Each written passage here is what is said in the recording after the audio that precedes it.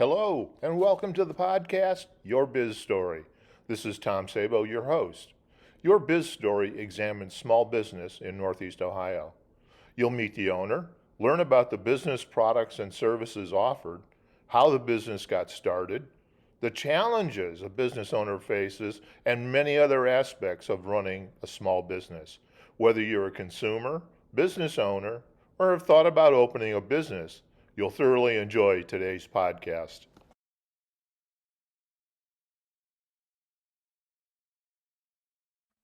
Hello, everyone, and welcome to Your Biz Story.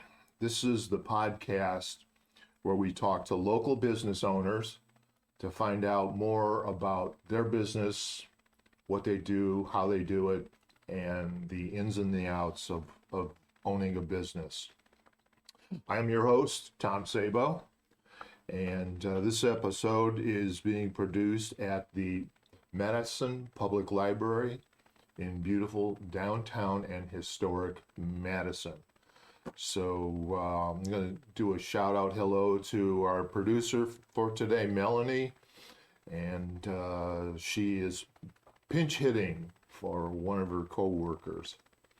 So I want to welcome our guest, Kent Marks. He is from the Marks Building Company, and they're located at 346 Hale Road in Painesville, Ohio. Now, Kent is originally from Maryland and lived in Parkersburg, West Virginia.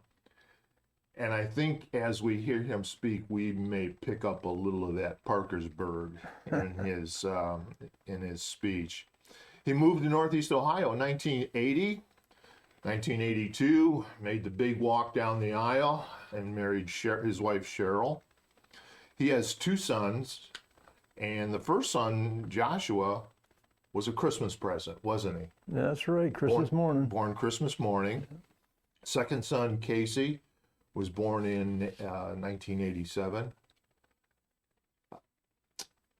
Kent's career is kind of wide and varied. You can see where it laid the foundation for what he's doing today. He worked for Great Lakes Construction, and he was a supervisor. He worked for CIR Excavating, where he was a superintendent.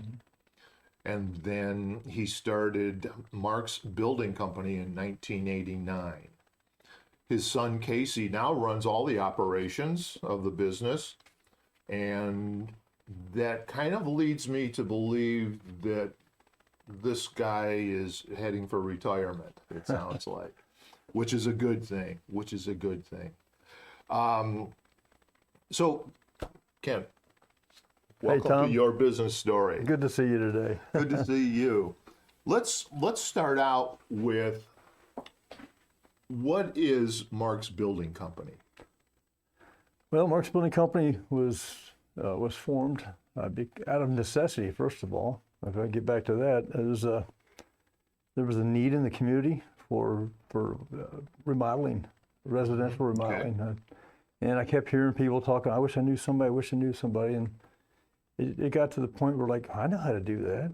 I know how to do that. And working with Great Lakes, when I moved up here from West Virginia out of high school, I did not know about unemployment and getting laid off. Well, around here, you get laid off in the winter, and I had idle time in the winter, and I'm not an idle person.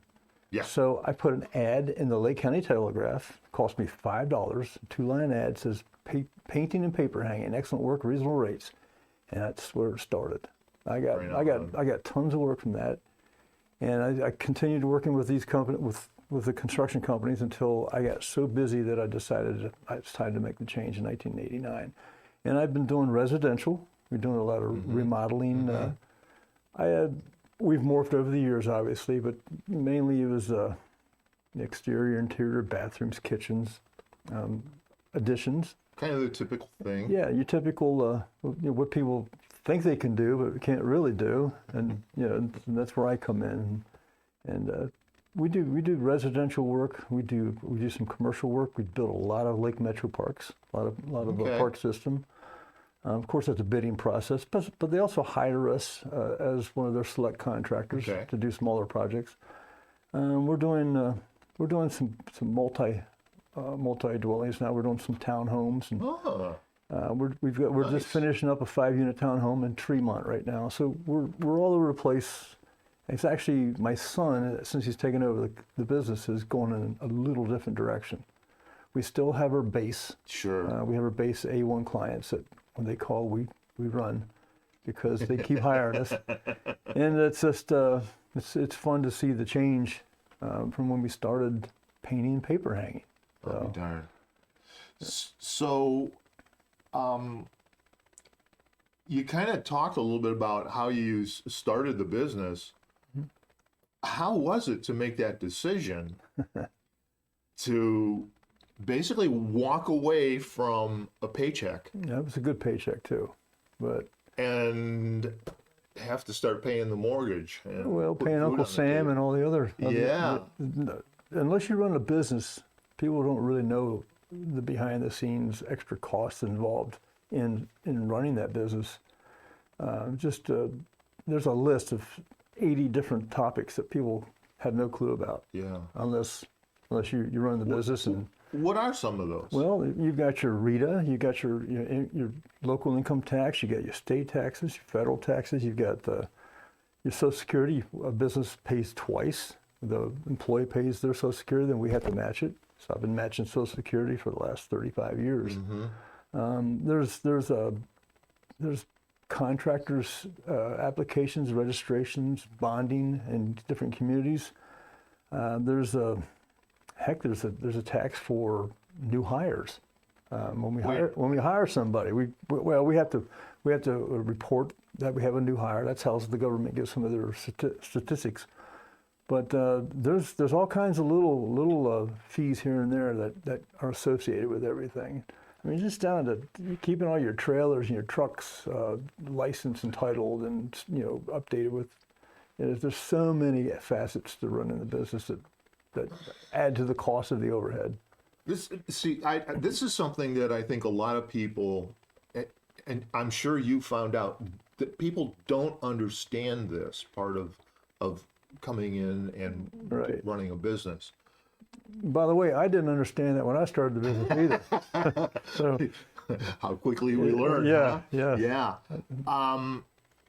Let's just, I mean, I'm not trying to get you to divulge, but let's just say on a $10,000 project, what percentage of that do you think is tucked away in those taxes and fees? Right now, and our overhead, which includes insurance and your retirement and everything, our overhead is almost 18% of that number. Wow. Yeah. So it's more than folks understand. 18%, 18%, and if we go over that, that eats into the profit margin. of course. And of course, we know our fixed cost of running a business. So that's pretty well set. And we're fluctuating between 16 to 18%, but it went up this past year. Cost of fuel. I mean, just the cost of fuel to run your trucks and your service trucks and Yeah. equipment. I So stopped the other day, it was about almost $5 a gallon. I put $150 in my truck yesterday. So. That's a chunk of change. But there's a lot behind running a business, but there's also a lot of joy in running a business. I have the freedom. I have the freedom to go to work at 4 a.m, which I don't mind. I worked out of my home many years now. I have a separate office, but also the freedom to go home at 2 p.m. Yeah. Or I'm done, or I'll go back to estimating something at 8 o'clock at night.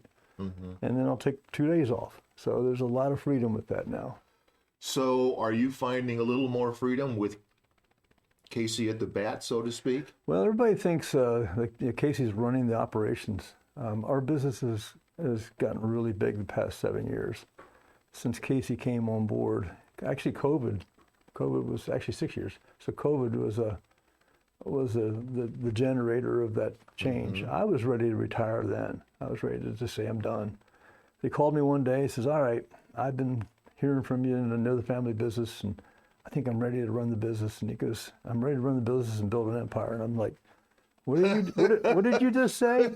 He goes, but Dad, I need 5 years. So I said, all right, I'll give you 5 years. You can run the business, and I'll stay out of your hair. And I've stayed out of his hair. However, anytime they say all heck breaks loose, I'm always the one that's called in to fix it, which I enjoy because I'm helping my son grow in the business, and there's some dynamics with him running the business that I point out, and he appreciates it. But I also give him lots of accolades because he's doing 100 times better than I thought. So you had been running Mark's building company for how many years before Casey came on board? About 32 years, yeah. 89, whatever that comes up to COVID. So you bring to the table 30 years of experience. Right. And your son Casey is trying to collapse that, if you will, or shrink all of that into a 5-year period. Yeah, he asked me the other day, and I gave him another couple years. Yeah. I'm enjoying it so much. I am. I however, only work 2, maybe 3 days a week. But my job now is different. I don't go into the field to physically do the work. However, every once in a while, I got to put an air apron on. I got to tear a wall down once in a while. It's in my blood. And what I do now is I speak to clients. I set up appointments. I go out and visit. We look at their project. I put together a proposal. I put a written proposal together so that it's real easy to understand. Yeah. They hire us, and then once I get the permitting, once I get all the details, I hand it over to the production team. We have a general manager now that works with Casey that he oversees all the projects in the field, and he does all the scheduling. So it's fun to see all this happening. Yeah. I have to ask the question: when does Casey start quoting? Casey is doing that right now. Is he doing it now? Oh yeah. He actually. Casey and his wife has now come on board. She's taken over my wife's job that my wife retired 6 years ago. Okay. So Kelly's taken over that end of it. We actually take the calls, to screen the calls. We get so many tire kickers out there that they would just eat up all your time. So she qualifies these folks to make sure they're serious. And then she gives me the address and contact information. I'll go out and visit them. And now Casey is grabbing some of those as well. Okay. He lives in Stowe. So he's taking the southern part of the Cleveland area, and I take the eastern side. That's kind of a convenient way to sort of ease them on in. Right. And once in a while, he'll come in the office and say, hey, could you look over this proposal I put together, and we'll fine tune it. And he just wants my advice. So I've lived the mistakes. Exactly. Exactly. I have met several business owners who have family involved in the business, and it doesn't always work out well. Right. I have to figure that there are some times when you and Casey had to sort of learn together to work with each other. How did that go? Well, it's ongoing. Because there's always issues in the field, or there's issues on a verbiage, or did you order this, or am I ordering this? Or I'll have to call, hey, before I order these windows, I'm gonna make sure you guys didn't do that. Or did you field measure this unit here so we can get square footage or something? And he goes, oh, I already did that. And without the communication, so the communication is the biggest challenge. Yes, he's doing his thing with Jeremy. Jeremy's our general manager, and I love seeing these guys work together. Something good to see. It is. But I have to stay in the field. I have to peek in the field to see what's going on, so I can be relevant and up to date on doing my estimates. So that's true. Yeah. So we have a program called Builder Trend that I see daily reports and daily photographs. So that helps a lot. But going on the site once in a while and talking to the guys is key. We have subcontractors that we deal with, and some are better than others. Sure. We actually have really good foray of subcontractors now, Yeah, and good. they work well with us. So I had to know their numbers, Yeah, and just have to see how they're fitting with the budgets, and we have to. It's always fluid.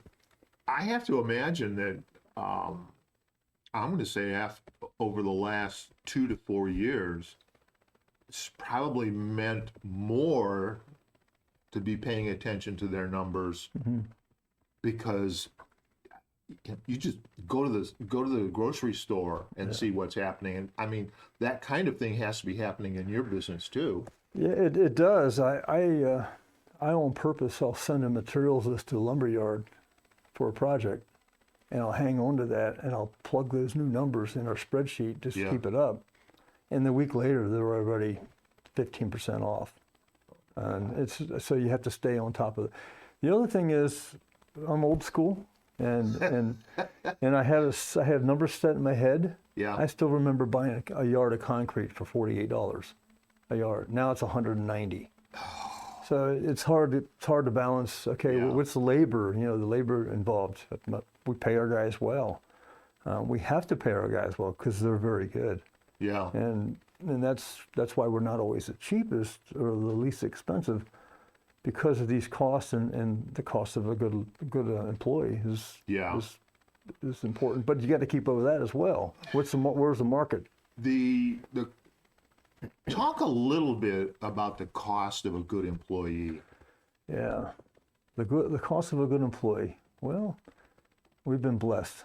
We have been blessed. We've had a lot of guys come through that you hope they have something, or they hope to catch on, and they don't. The cost of a good employee, that's a really good question, Tom. First of all, reliable. Reliable is very important. They show up. We've got a 22-year-old that's got the carpenter skills of a 50-year-old master craftsman. Really? And he shows up every day half an hour early just to prepare for the day. And he'll come in late if the job takes 20, 30 minutes longer. He won't go back the next day. That's the important of that type of employee, to have common sense. So you're hiring his brothers and sisters, maybe? Well, we may be hiring a sister, actually. Yeah, we interviewed a sister last week. So. Oh, good. But no, it's a good employee is someone that I can also trust, because we go into people's homes all the time. And if I don't trust an employee, I don't trust that employee going to someone's house with my name behind it. Yeah. And that's the same thing with our subs. A good employee will recognize a good sub and recognize one that we don't trust. So, but another good employees is I'm loyal as the day is long with these guys. Yeah. And it's just great when you have the right ones. But I would say reliability is the most important. Anyone can be taught something. Now here's the thing. I also test a new employee. I will be on a job site and say, hey, let me share you a trade secret that I want you to remember. Here's the formula to figure out how much concrete you need for this driveway. Okay. Just an example. And I'll write it down and I'll give it to them. So it's length, width, height divided by 27 is cubic yards. Yep. It's really simple if you put your mind to it. But I would say 90 out of 100 or 9 out of 10 will just let it fall through the other ear. Can't figure it out. No, they just don't care about it. They know that I'm going to do it. It's the 10% that say, I appreciate this, and then I'll call that guy up and say, can you figure out the concrete? Oh yeah, I got my formula, and he'll give me the number. And that is a quality contract employee there. Somebody that wants to learn. So I could go on and on. But I think the reliability and the drive and work ethic is. We don't expect you to work like a dog all day. We just expect you to work smart. Yeah. From neck up. You sound like a number of business owners that I've talked to. They all have kind of the same thing to say. Yeah. What are your challenges, either today or coming up? Well, my challenge right now is, personally, my challenge is the transition to hand the complete business over to my son. He wants to do some things differently, like he wants to get our key employees as part owners, and I'm not ready to do that. However, we're going to transition that so Casey takes the whole business. We're still trying to figure out the value of our company. Trying to figure out, all right, sort of like maybe a payment for the next 10 or 15 years, sort of like a pension, because as a business owner, we have to create our own pensions. Yes. And putting millions of dollars into a business over those many years, you want to get something back out of it because there's some value. That's my biggest challenge right now. We're hiring a company that come in and they're laying eyes on every aspect of the business and come up with a value. I gave Casey a portion of the business already, but both of us agree we're going to buy the other portion. Yeah, you can't make that transaction without good numbers, good information. Right. I think it's worth something. Yeah. But it may not be what I think it's worth. This is my baby. Of course. So. Of course. You're the guy that's got the blood, sweat, and tears, as they say, and the whole thing. And you fought to bring it from your first wallpapering job to now having your son doing a multi-million-dollar townhouse. So it's amazing. So there's people, and this is where family comes in, because sometimes the second generation they don't have the appreciation for that history and what it took to get you there. Well, I raised my sons. My oldest son worked with me for 19 years. Okay. And he went on to work for another company, which is a great move. He's doing great there. Good. And we needed that little bit of a break. Both my sons have been raised with a good work ethic. They understand the value of a good day's work. They understand the importance of mom and dad worked and did everything we could to send them through college. They got the degrees, and now they're using it back in their family business or it's a similar trade. It's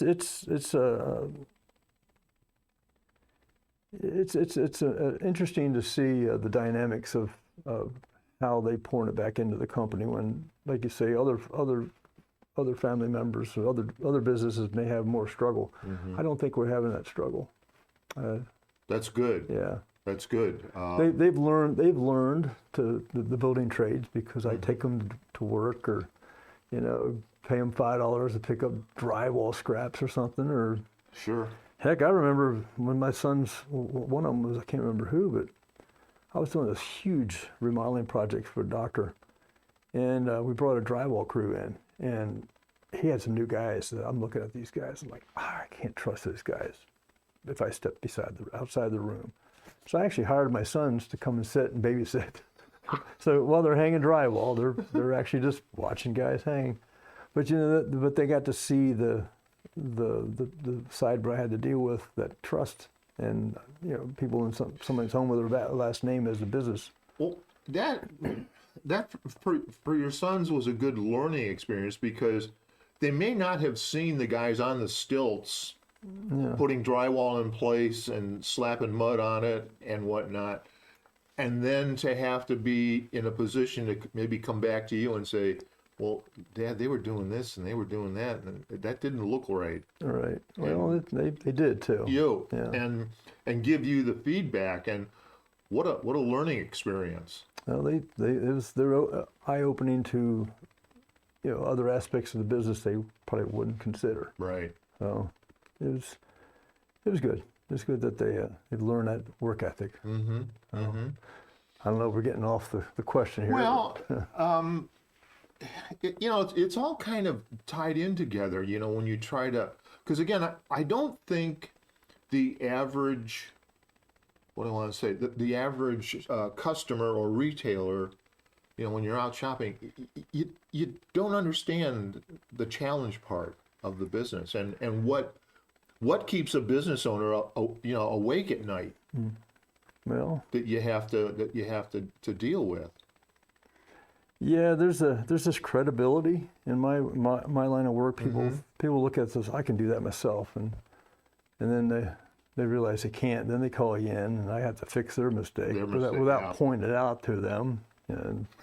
And it's people look at remodeling and building as like, oh, I can do that myself.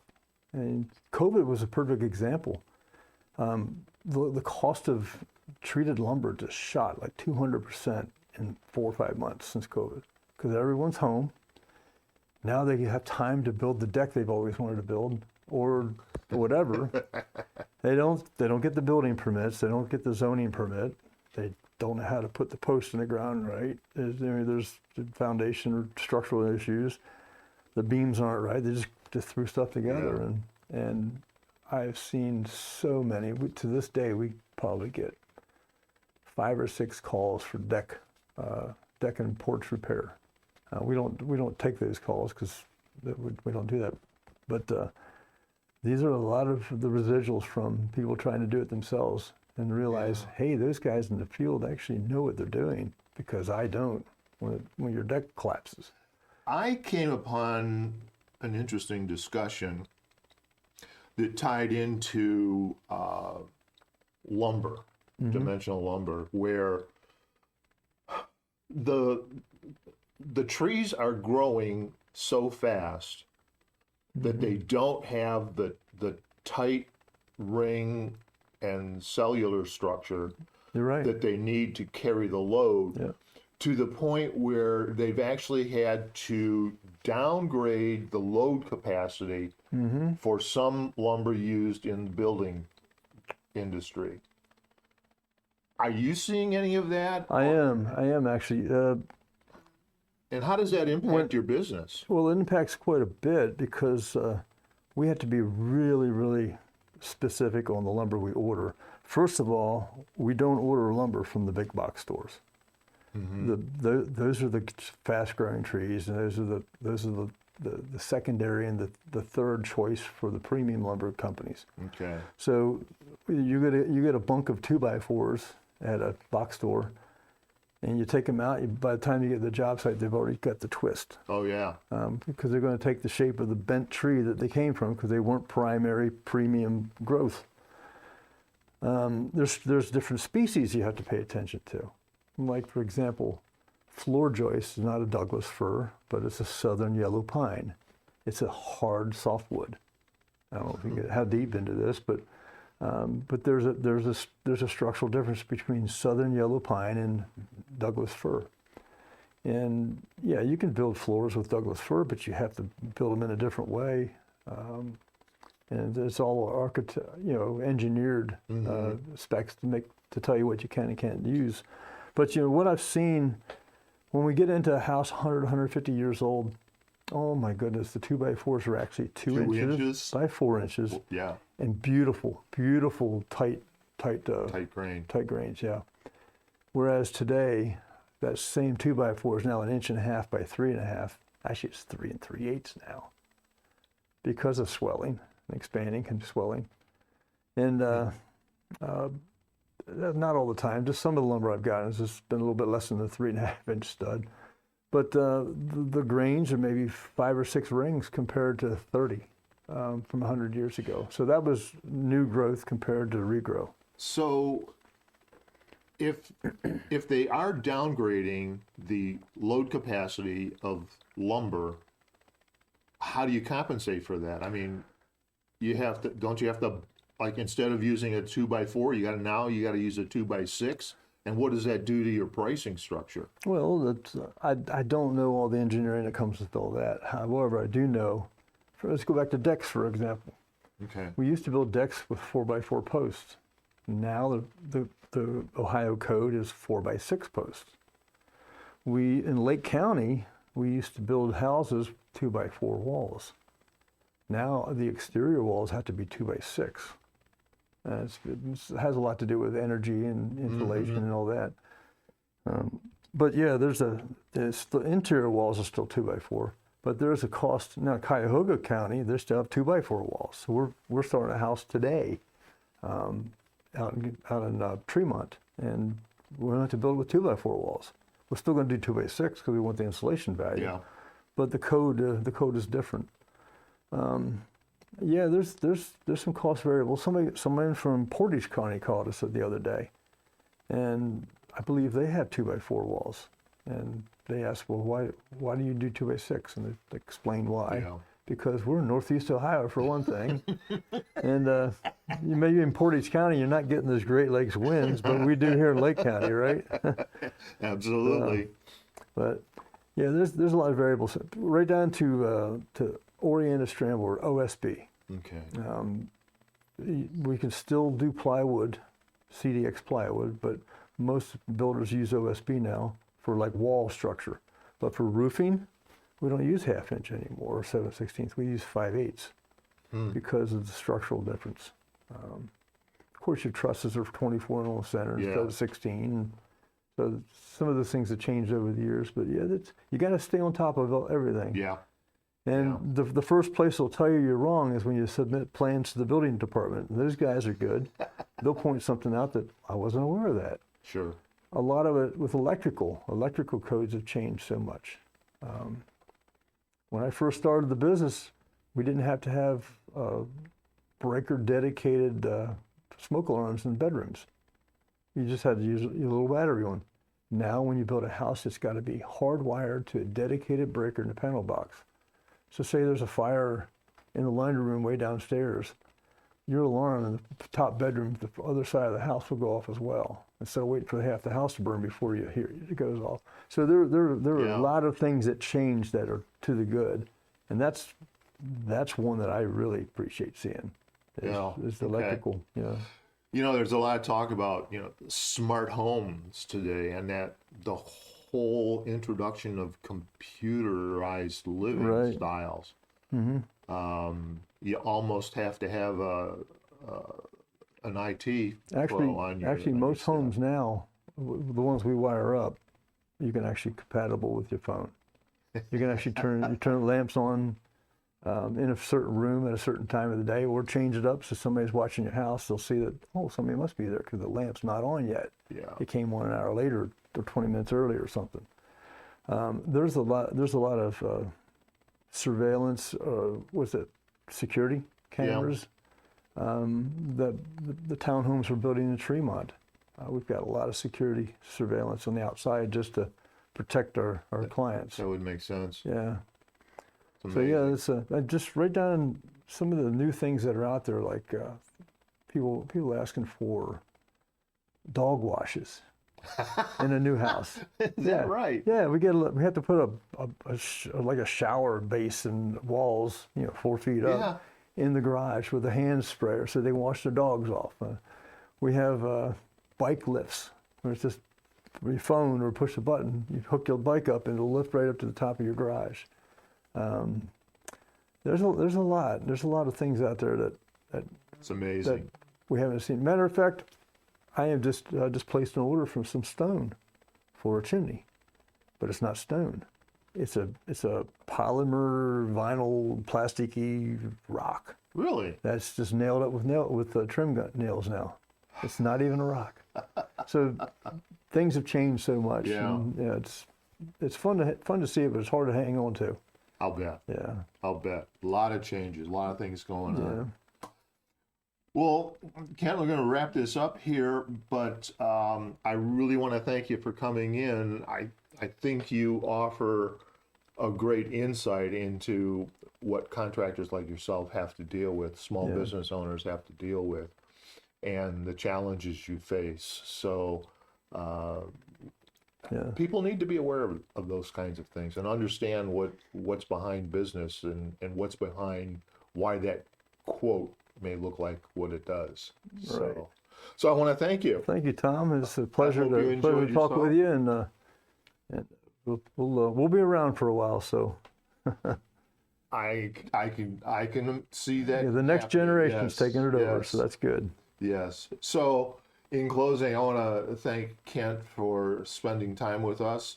If you want to learn more about Mark's Building Company, then check out www.marksbuilding.com for more information. If you want to get in touch with them, you can get pick up the phone and go 440-701-5337. I want to invite all of our listeners, if you've got a project coming up and you remember listening to this guy talk about what he does, give him a call. We're 4 to 6 months out though, so. Okay, that's good. That's good. If you enjoyed this episode and you'd like to see what else is going on at Your Biz Story, you can check us out at tom-szabo.com/podcast, and we're available on Spotify, Apple, Amazon, all of the major sites for podcasts and music. So again, I want to thank Kent and credit his company at marksbuilding.com. I also want to thank the folks here at Madison Library. Mm-hmm. You can check them out at www.madison-library.info, not org or com, but info. Alrighty. So thanks for listening in. Appreciate it. And thank you, Melanie, for working us through this. And folks, we hope to see you on the next episode. Thank you. All right.